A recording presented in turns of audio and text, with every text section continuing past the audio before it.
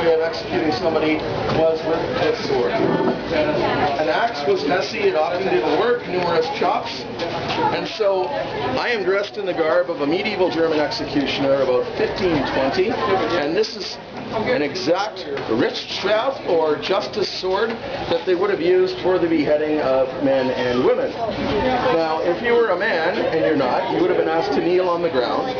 Your hands would be tied behind you. Now, a woman's hands would be tied in front, and you would be sitting in the chair. Okay? Now, we need Brother Rob of the Holy Inquisition to hear your confession before the execution. I'm going to ask everybody to stand back just a little bit.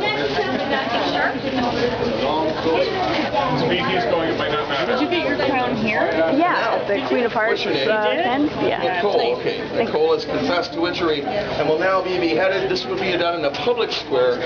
Numerous people here. Now, the priest back then, kneeling in front of the accused, would have to be very careful. Commonly, the executioner swinging the giant sword would decapitate not only the victim, but also cut the hands and the crucifix off the priest. It happened. And were you an executioner and you bungled the execution, they would stone you to death. So it was a lousy job.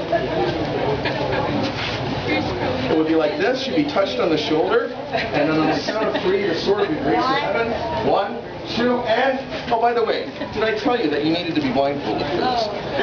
They believed that if a woman were beheaded and her head fell forward while her eyes were open, it was 20 years of bad luck upon the town or municipality. I didn't care about the men, but... All right, put your hand up. Yeah, just cover your eyes. Okay. All right, great. I'm going to do it again. All right.